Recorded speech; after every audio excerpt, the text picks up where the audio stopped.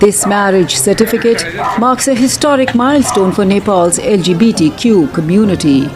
Maya Gurung, a transgender woman, and Surendra Pandey, a man, are the first Nepalese couple from the community whose marriage was registered in the tiny mountain country. This is first in South Asia. We are very excited, all the sexual gender minority communities in Nepal.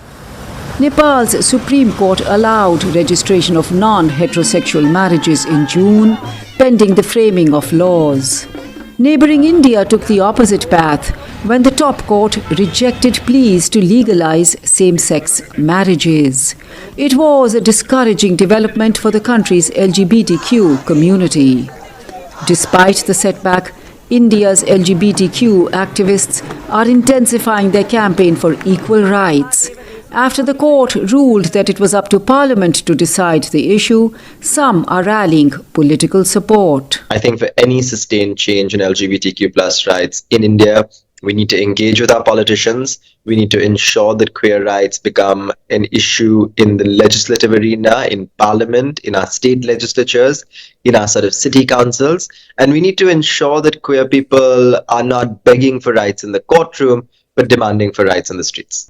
Gawand's Pink List, launched during the last parliamentary elections, is the country's first roster of politicians that support LGBTQ rights. India's Hindu nationalist government has opposed gay marriages, saying they are not compatible with the Indian family unit of a husband, wife and children.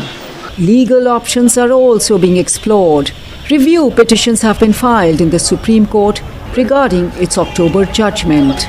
Everybody acknowledges that there is discrimination. If you are seeing a wrong, it is your duty as a constitutional court to right that wrong, which the court has failed, and it has abdicated its duty to right that wrong. The community will also campaign for social change. Social movements can't be won just in courts, Of course, winning a case is easier than winning hearts and minds.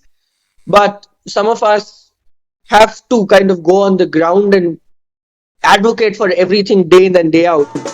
There is optimism. Leading up to the national elections and leading up most certainly towards the next decade or so, you're going to see more young queer people come out, more young people demand to be heard, and more young people ensuring that we get the change that we need in this country today.